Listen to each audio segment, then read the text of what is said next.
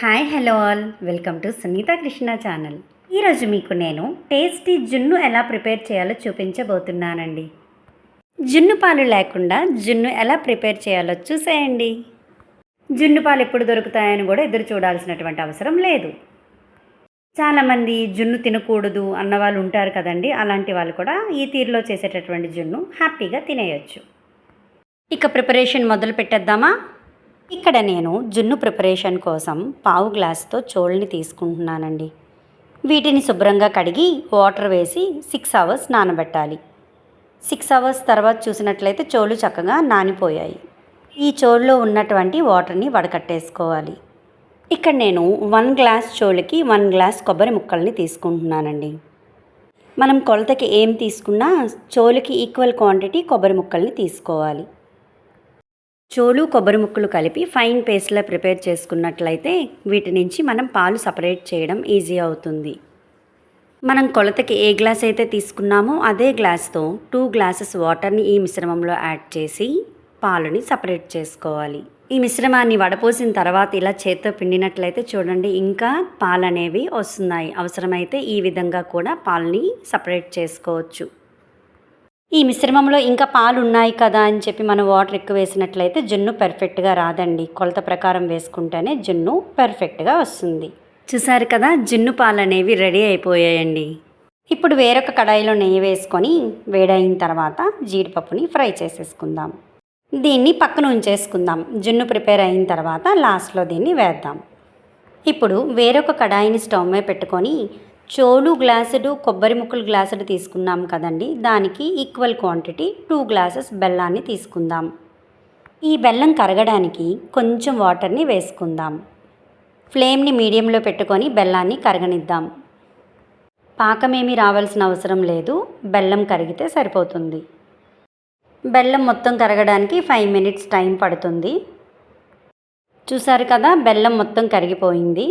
ఈ స్టేజ్లో బెల్లం నీళ్ళని స్ట్రైనర్లో వేసి వడకట్టేసుకున్నట్లయితే ఇసుక తక్కువ ఏమైనా ఉన్నట్లయితే సపరేట్ అయిపోతాయి. పాకమేమీ రావాల్సినటువంటి అవసరం లేదు. బెల్లం నీళ్ళు అనేవి ఇలా పొంగొచ్చిన తర్వాత ముందుగా మనం రెడీ చేసి ఉంచుకున్నటువంటి ఈ పాల మిశ్రమాన్ని వేసేసుకోవటమే. ఫ్లేమ్ని లో టు మీడియం అడ్జస్ట్ చేసుకుంటూ ఈ పాల మిశ్రమాన్ని కలుపుతూ ఉండాలి. ఈ మిశ్రమం మనం కలపడం ఆపేసినట్లయితే ఉండలు కట్టేస్తుంది, అడుగు కూడా పట్టేస్తుంది. చూస్తున్నారు కదా, జున్ను పాల మిశ్రమం అనేది అలా చిక్కబడుతూ ఉంది.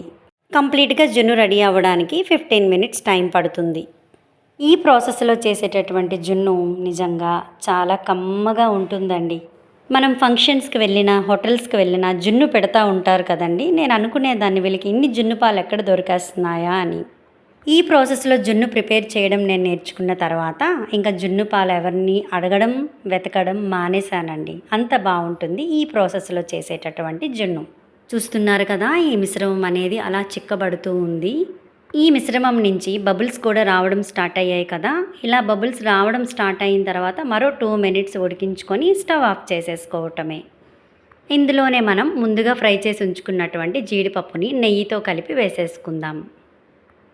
ఈ జున్ను మిశ్రమాన్ని అంతటిని బాగా కలిపేసి ప్లేట్కి నెయ్యి అప్లై చేసుకొని ఈ మిశ్రమాన్ని ఇందులో వేసేసుకోవటమే.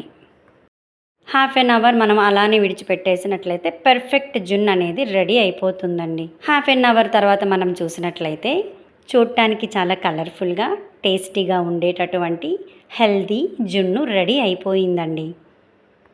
ఇప్పుడు ఈ జున్నుని మనకి నచ్చినటువంటి షేప్స్లో కట్ చేసుకొని మనం ఈ జున్నుని ఇంకా ఆస్వాదించవచ్చు.